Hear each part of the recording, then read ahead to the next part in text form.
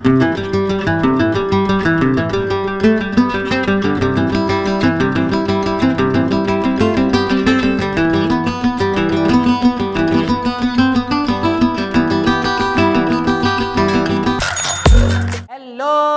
Students, कैसे हो आप सभी लोग। मैं ललित सर स्वागत करता हूं आपका मेरे इस YouTube channel power of physics bye Lalit sir में। तो प्यारे बच्चों, आज अपन पढ़ने वाले हैं इक्वी पोटेंशियल सरफेस, जो मैंने आपको पहले ही बता दिया था। बोर्ड 2023-24 के लिए बहुत इंपॉर्टेंट टॉपिक है। तो देखो, इक्वी पोटेंशियल सरफेस के बारे में 3 क्वेश्चन आते हैं। ठीक है, पहला क्वेश्चन बनता है कि what do you mean by equi potential surface.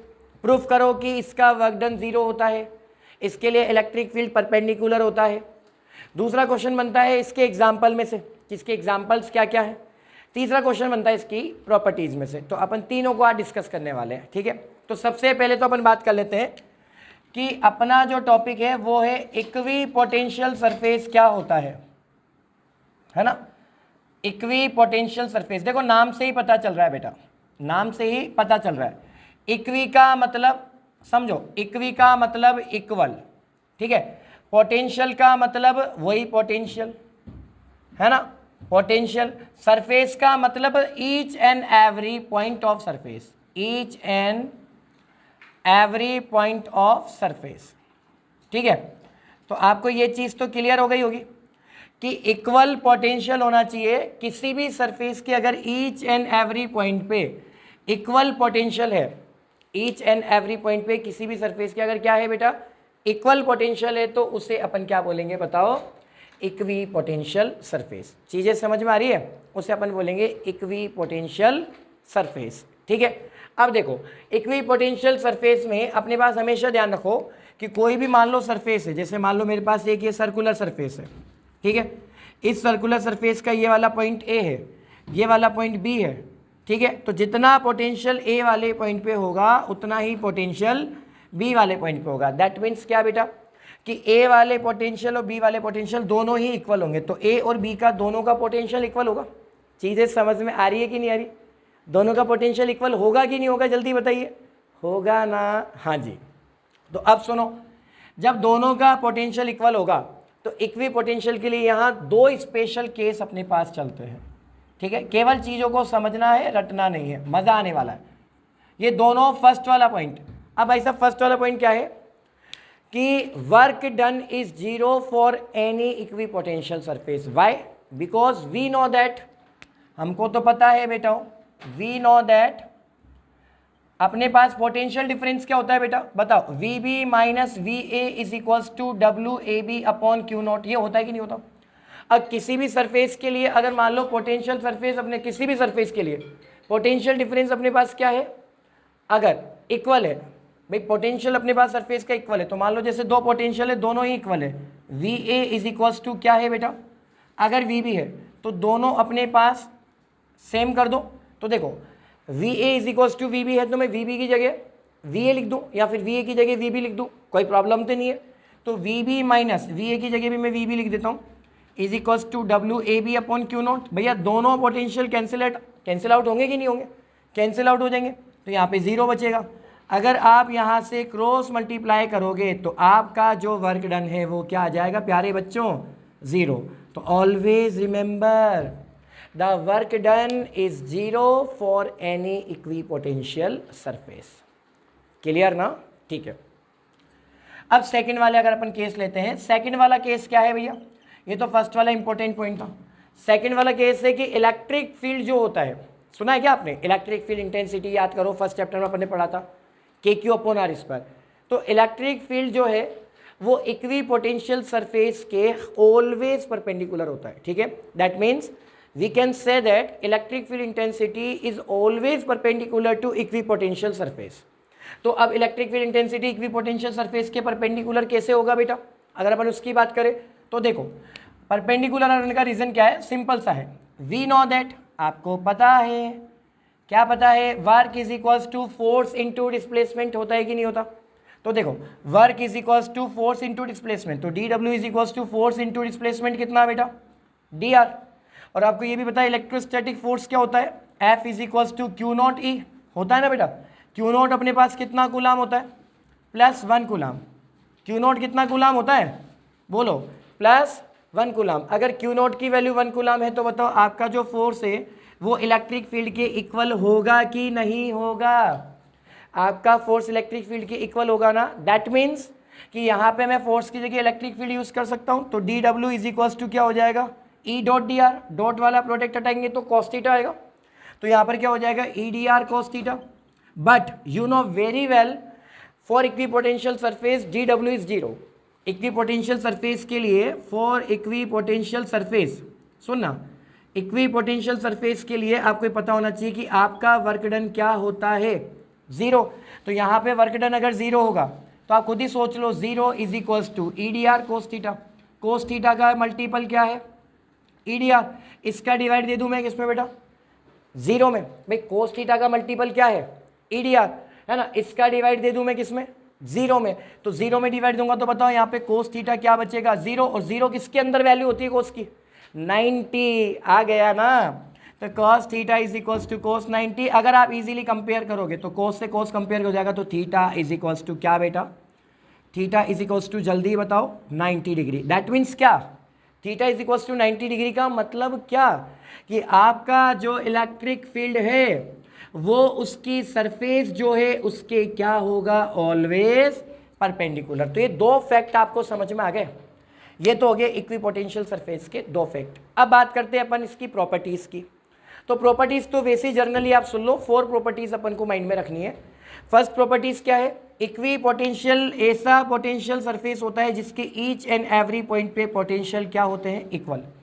तो इक्विपोटेंशियल के लिए ईच एंड एवरी पॉइंट पे पोटेंशियल इक्वल होते हैं, और हम ऐसी सरफेस को चूज करते हैं जो इक्विपोटेंशियल सरफेस की प्रॉपर्टीज को या उसकी कंडीशंस को क्या करें, फॉलो करें। सेकंड वाला पॉइंट, इक्विपोटेंशियल सरफेस के अगर आप किसी वन पॉइंट से अनदर पॉइंट पे चार्ज को लेकर जाओगे तो चार्ज को ले जाने के लिए वर्क डन करना पड़ेगा, तो जो आपका वर्क डन है वो भी क्या होना चाहिए, जीरो। इक्विपोटेंशियल सरफेस हमेशा प्लेन के कैसे होती है, परपेंडिकुलर। ठीक है, ऑलवेज रिमेंबर, या तो इलेक्ट्रिक फील्ड ले लो या फिर सरफेस से जो भी फ्लक्स पास होगा, फ्लक्स का मतलब समझ लो, number of electric field lines, है ना, जितनी पास होगी सारी की सारी परपेंडिकुलर बिहेव करेगी। ए से आ सकती है, ए से आ सकती है, के से भी आ सकती है ना। और फोर्थ वाला तो तुमको पता ही होगा, इक्विपोटेंशियल सरफेस जो है वो कभी भी एक दूसरे को क्या नहीं करेगी, इंटरसेक्ट नहीं करेगी। दो इक्विपोटेंशियल सरफेस देखो, दो इक्विपोटेंशियल सरफेस कभी भी एक दूसरे को इंटरसेक्ट नहीं करेगी। पूछो क्यों? क्योंकि अगर वो इंटरसेक्ट करेगी तो उसके एक ही पॉइंट पे कितने मैग्नीट्यूड होंगे, दो, क्योंकि पोटेंशियल तो स्केलर क्वांटिटी है, दो डायरेक्शन हो नहीं सकती।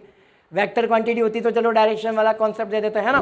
तो इंटरसेक्ट अपने पास ये नहीं करेगी। रीजन, अगर दो पोटेंशियल, सुनो सुनो, दो पोटेंशियल सरफेस, इक्विपोटेंशियल सरफेस अगर इंटरसेक्ट करेगी तो at the intersection point, intersection जो आपका पॉइंट है उस पर किसी भी वैल्यूज के दो मैग्नीट्यूड होंगे और दो मैग्नीट्यूड का होना पॉसिबल नहीं है। ठीक है, तो ये चार प्रॉपर्टीज उसकी हो गई।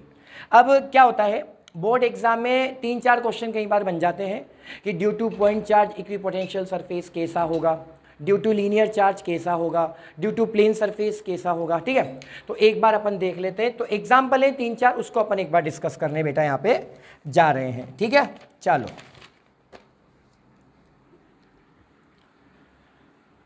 रफ कर दे भैया, पढ़ाई मस्त चल रही है बच्चों। देखो बराबर में वीडियो डालता जा रहा हूँ। वैसे तो क्या है, सारा जो डिस्क्रिप्शन है वो नोट्स में है। किसी बच्चे को अगर नोट्स चाहिए तो वो नोट्स मेरे नीचे जो यूट्यूब पे है ना, लिंक के अंदर डिस्क्रिप्शन में व्हाट्सअप नंबर दिए गए, वहाँ से ले सकता है। टॉपिक यहाँ समझ ले, बस एक चीज़ ध्यान रखना, मैं फिर बोल रहा हूँ, एनसीईआरटी बुक पूरी कवर करनी है। ठीक है, 99 नहीं 100 नंबर लाने का क्या फंडा बताया था, जल्दी से बताओ। फर्स्ट स्टेप नोट्स पढ़ना है, सेकंड स्टेप एनसीईआरटी के इन टेक्स्ट और आउट टेक्स्ट, मतलब एग्जाम्पल और बार के क्वेश्चंस करने हैं।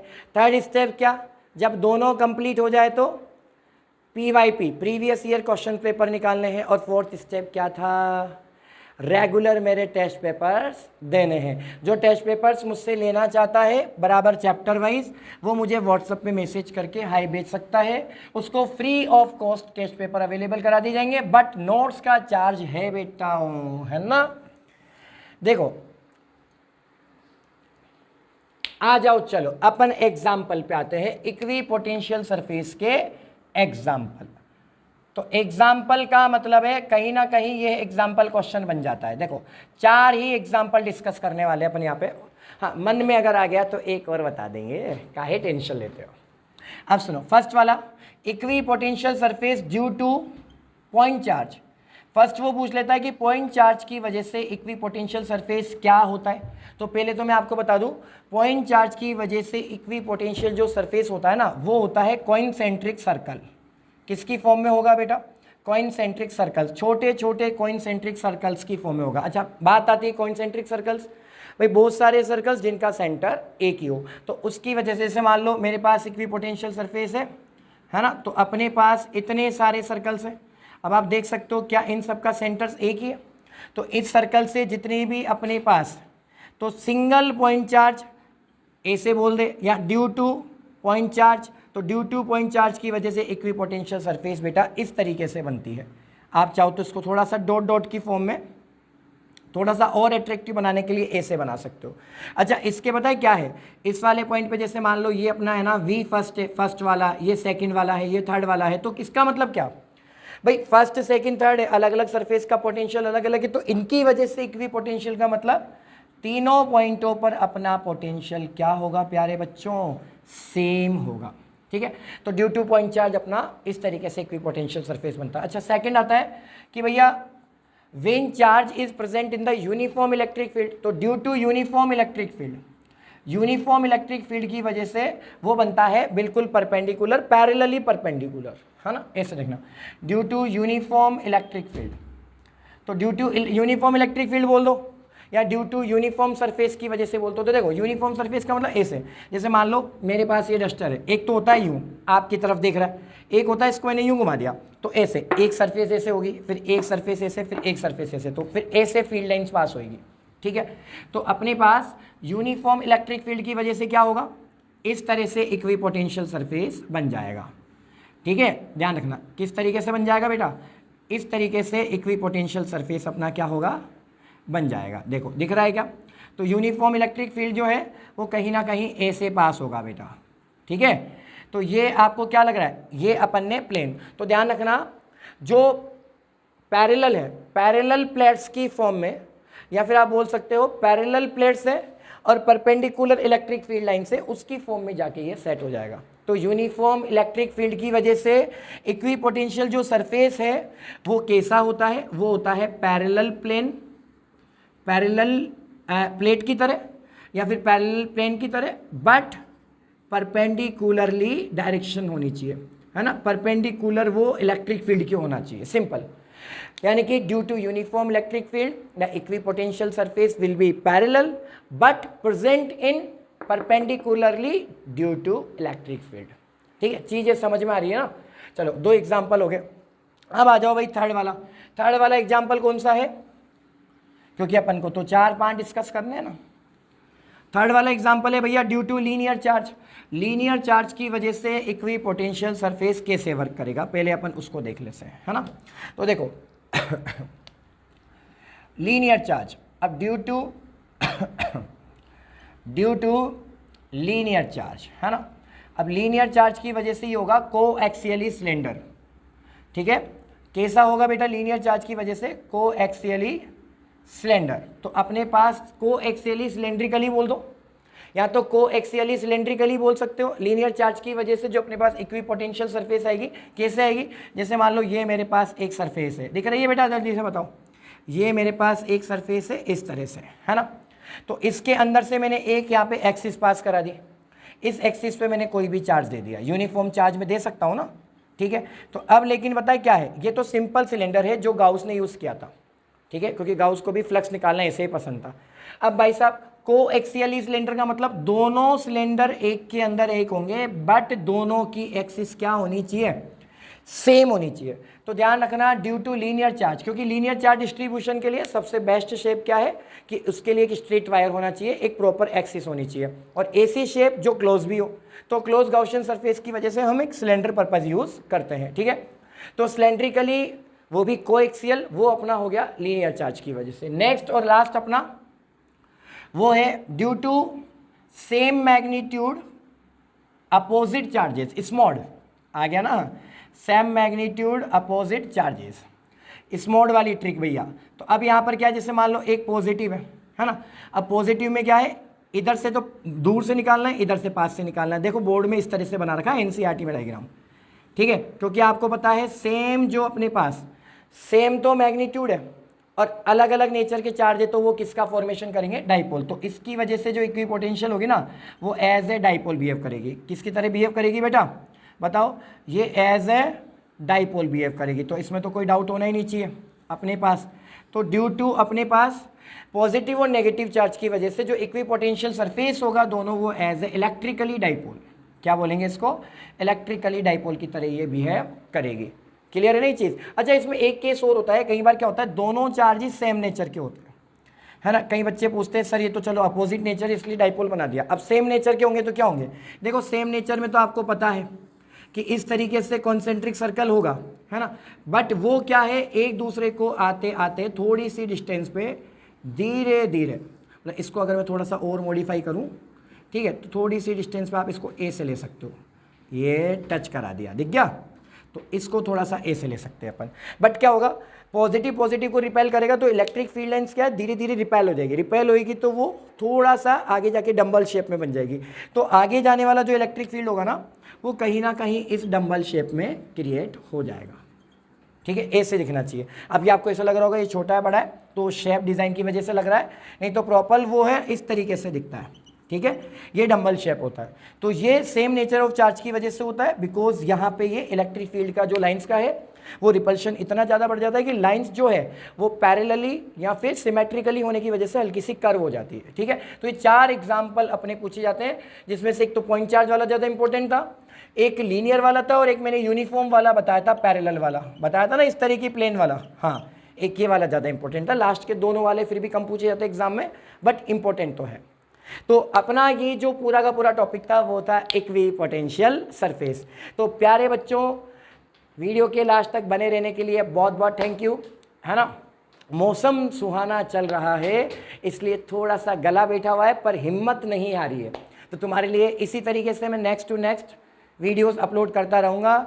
लेट जरूर हो सकता है पर वीडियोस आएगा जरूर। ललित सर का वीडियो पावर ऑफ फिजिक्स का कभी मिस नहीं हो सकता बच्चों के थ्रू, इसलिए सभी बच्चे चैनल को लाइक शेयर और सब्सक्राइब करना ना भूलें। चलते हैं, थैंक यू सो मच, जय हिंद जय भारत।